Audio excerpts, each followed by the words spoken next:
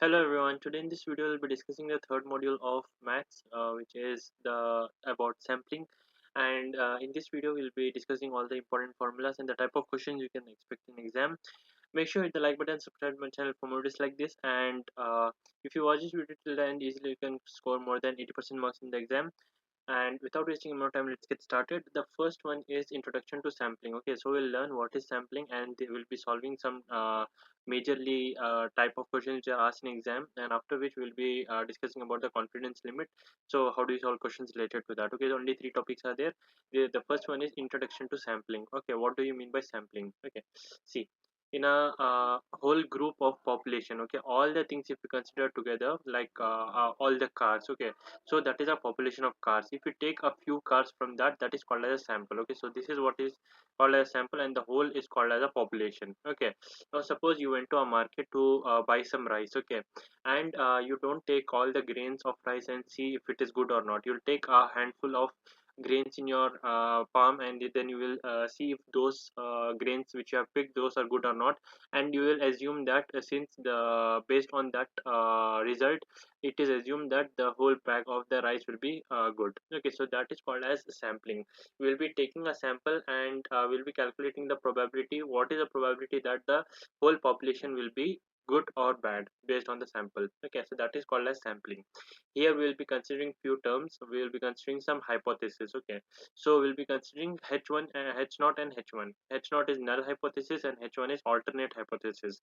What do you mean by null hypothesis? It is a hypothesis in which we consider the claim made. Okay, suppose that a person comes and says that my shop has the best biscuits. Okay, shop has the best biscuits, so that will consider as the h not null hypothesis, the claim which is made.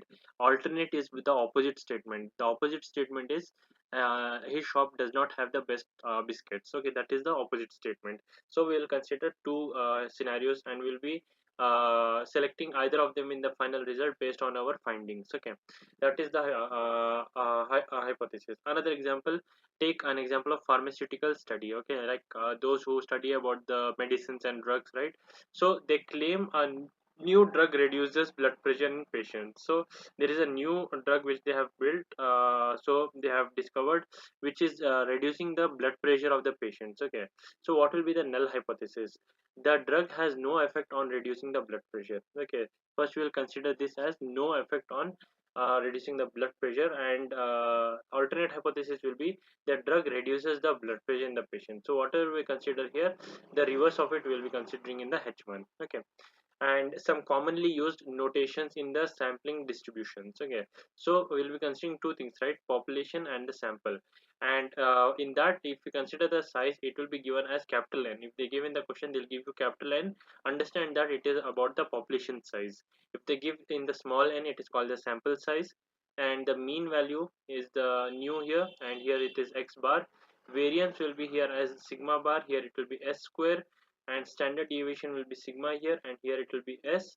And the proportion will be the whole population, so it will be capital P. Here it will be small p in the sample. Okay, so after knowing these basic concepts, let's move on to the questions. So the first type of question which can be asked in the exam is the type of question like this. Okay, you have to calculate z value. Z is the error value, standard error, and here is the formula. They will be giving you with the x bar, which is the mean of the sample, mean of the population, two things, and the standard deviation of the population, and the total number of sample. If they give these four parameters, then you have to use this formula. Okay, so let's take an example. A sample of 100 tiles. So a sample of 100 means this is n value. N is the number of the number of samples, so it is 100 here. Is taken from a lot. The mean life of a tire is found to be this much kilometers with SD of this much. SD is the standard deviation, and mean life, this is new value. Okay, 39,350. So if they give you directly about the tire, not about the sample, okay, they're talking directly about tire, so it is related to the whole population. Okay, 39,550, so we will be taking it as new, and standard deviation, since it's about the population, we will be taking it as sigma. Can it be considered a true random sample from a population with mean life of 40,000 kilometer? Okay, sorry, if we read the further question, here it is saying that the population with mean life. Okay, so they have specified here as population's mean life. So this one is new node. Okay, new value, and this one is x bar value. Okay, we need not confuse between them. So we have to read the question in the till the end, and then we have to identify what they have referred to as what. Okay, so in this case this is new value and this is x bar value. Okay, now what they have asked, can it be considered a true random sample from a population with a mean of this much? So we have to consider if it is from a population of this much mean or not, right? So this much mean is there, that will consider as h0. This much mean is not there, we'll be considering it as h1. The mean value is given, but this much mean is not there means what? The sample which you have taken, that sample belongs to this or not, that we are considering. Okay, so we'll be taking h0 as it is belonging to the population, and h1 as it is not belonging to the population.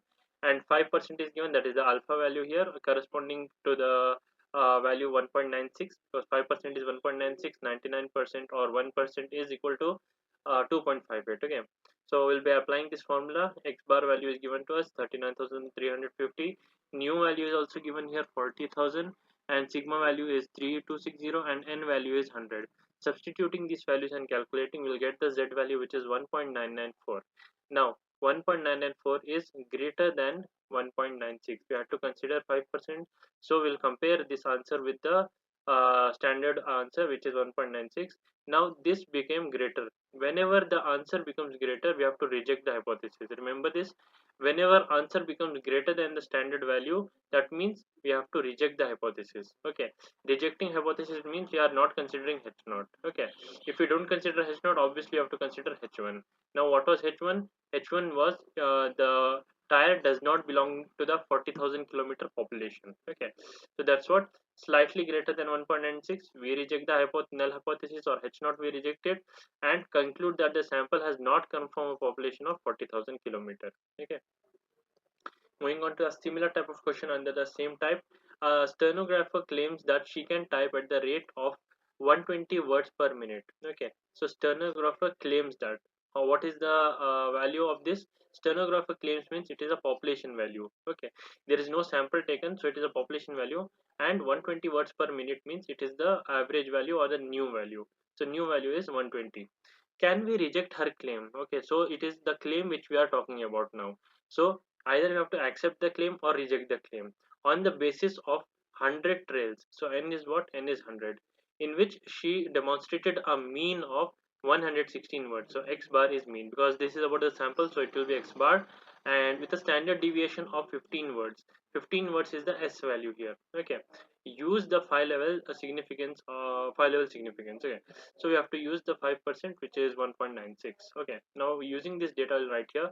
First we will assume that new is equal to 120. We will not reject her hypothesis, we will consider her as true, so that will be h0, null hypothesis, and h1 will be new is not equal to 120, and this is the x bar value of the sample 116, and this should be s. Okay, not sigma, because it's about the sample. This is 15, n is 100. Okay, so here we'll be substituting, since this is this and this both are similar in this case, we'll be substituting it here only. Instead of sigma, will take as s. Okay, so here x bar value will substitute to 116, and new value is what?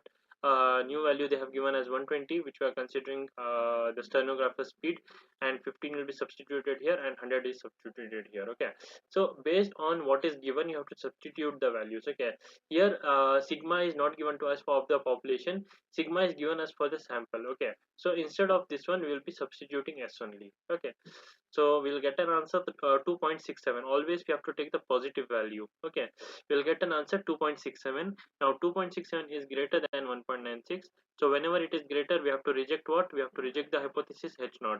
So h0 is rejected and h1 is accepted. Okay, that's what, that was the answer. Moving on to the type 2, we have the formula. This is the formula. Z is equal to x minus np divided by npq. Okay, so here x is not the mean, it is the number of success. Okay, so let's understand this by using an example. Now in this case, what they have given, a die is thrown 960 times. So what is n value? N is 960, and 5 appears 184 times. Okay, so this is a different type of question. Here they have given how many times something is occurring. Okay, in that case you have to use this formula. Okay, here x value is given to us. Okay, is the die biased? We have to find out. Let's take it step by step. Suppose that the die is unbiased, that is h naught we are considering. Given n is equal to 960, probability that 5 appears within one die is equal to 1 by 6, because there is a 1 by 6 chance that 5 appears on the dice. Okay, so q is equal to 1 minus p. This is p value which we consider. Whatever they give, that is the p value. And if this is 1 by 6, q will be 1 minus 1 by 6, the other possibilities, which is 5 by 6. Okay, now expected number of successes, this is the value of x which you are calculating. Okay, expected number of success will be 1 by 6 this probability into how many you have taken the sample into n. So when you do that, we'll get 160 here. Okay, so observed value of success will be 184. Actually it should be 160. Okay, so this is x value, sorry. Here we will be calculating the expected number, which is 160, and x value is given as 184, which is what is observed. 184 times 5 came, but actually if you go with the probability, 160 was the actual number which should have come in if it was going according to the probability. So after we got all this information, we will be substituting the values here, n into p into q. When we do that, we will be getting 11.55. Okay, so we'll keep this. 11.55 is the answer of npq. Now we have to calculate what z value, x minus np by npq. Okay, so x minus np by npq. What is x value? X is nothing but 184. Okay, so 184 minus n into p. What is n? N is 100. Okay, not 100, 960. 960 into what is p? P is 1 by 6, so 160. So this is the value of n into p. Okay, 160. So here 184 minus 160 we did, so we got here as 24. Okay, and here it is 11.55. When you divide, we will get 2.078, which is greater than 1.96. So therefore we will reject h naught, and the conclusion is that die is biased. H naught, we had concluded, we had assumed that die is unbiased, right? That is h naught. Since we rejected it, so the answer will be die is biased. Okay, that was about the type 2 question. A similar one here is there.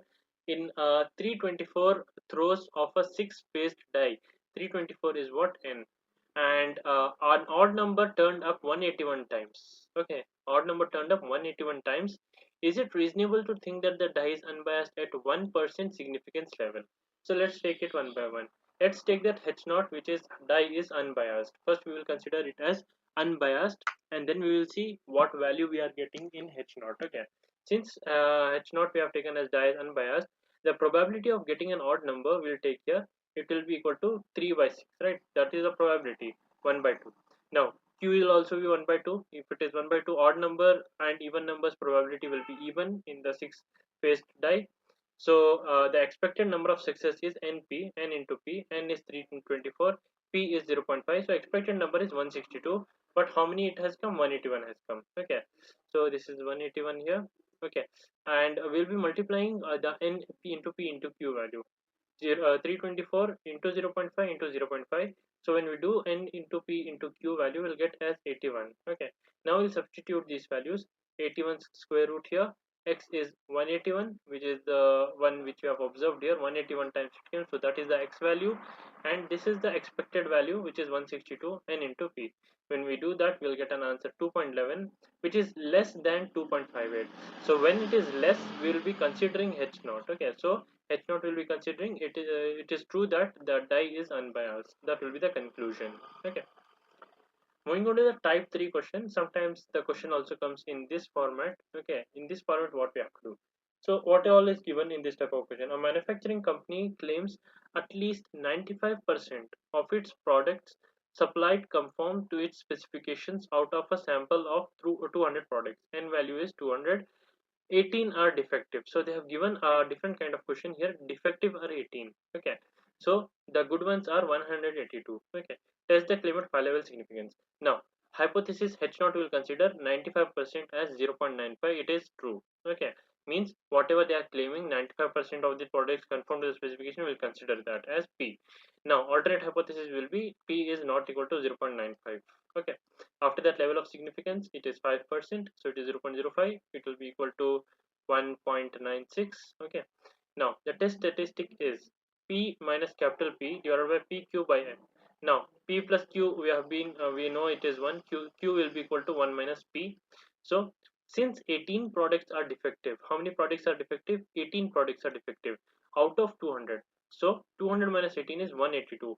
182 are the correct ones. So therefore 91% is the value of small p here. Okay, small p's value will be 91%, which are correct products. So this is related to the actual good products. Okay, minus p.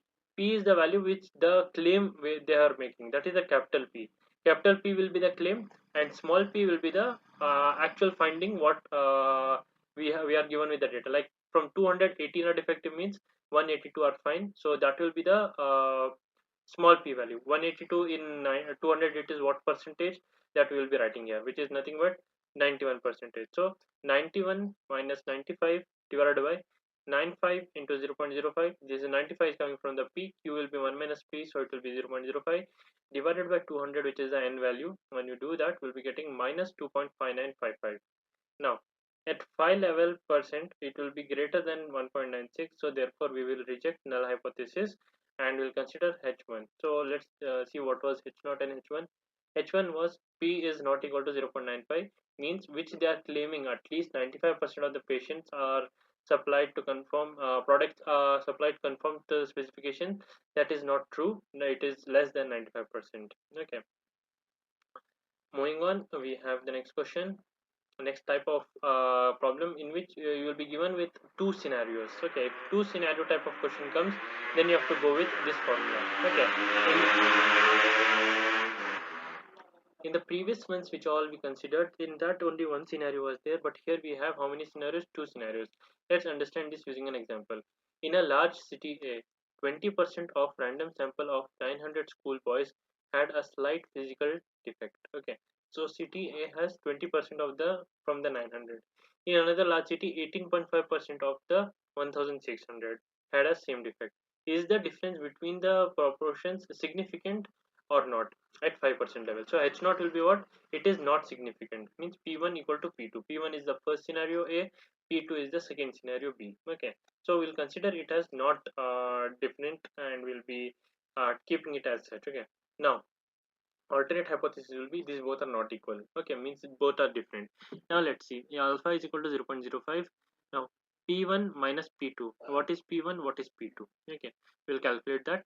So what all we have been given, n1 is given as 900 city A's population and 2 city B's population is this one. P1 is nothing but the percentage, which is 20 by 100, means 0.2%, and p2 was 18.5%, right? So it will be 0.185. Now we have got P1, P2, N1, N2. We'll be calculating capital P.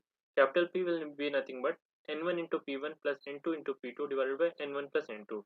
So that total population here and total population whose defect is there. Okay. So P is equal to, this one is average. So we'll be getting 900 into 0.2 plus 1600 into 0.15. 185, 900 plus 1600 is equal to 0.1904. If this is P, Q will be 1 minus this value, which will be 0.8096. After you have got the value of P1, P2, capital P, capital Q, N1 and N2 you already have, we'll just substitute all of them in this formula and we'll obtain the Z value. It is 0.9305. At 5 level significance, 0.9305 is less than 1.96. Therefore, H0 is accepted. That both the conditions in the city A and city B are quite similar. There is no significant difference. Okay. Moving on to the last topic, which is the confidence limits. Okay, here are two types of question you can expect. One is the sample type question, second is the population type question. So see here, in sample type question will be given, we have to use this formula, p plus or minus 2.58 p into q divided by n. Okay, so see, this is regarding the sample. If they ask you about the random sample, you have to use this formula, and they will also ask about the confidence limits. They'll ask you the range. Okay, in this way you can identify which type of question it is. Okay, see, sample is given as 500 here, so was taken from a large consignment and 65 were found to be bad. Estimate the proportions of bad apples in the consignment as well as the standard error of estimate. Also find the percentage of bad apples in the consignment. Here they are asking us to estimate the proportion of bad apples. Proportion is means limit, in which limit the bad apples can be found, like that. Okay, so we have to find the range, so therefore we will go with the confidence limits formula. Here P is the proportion of bad apples. What is the proportion of bad apples? 65 by 500, which is 0.13.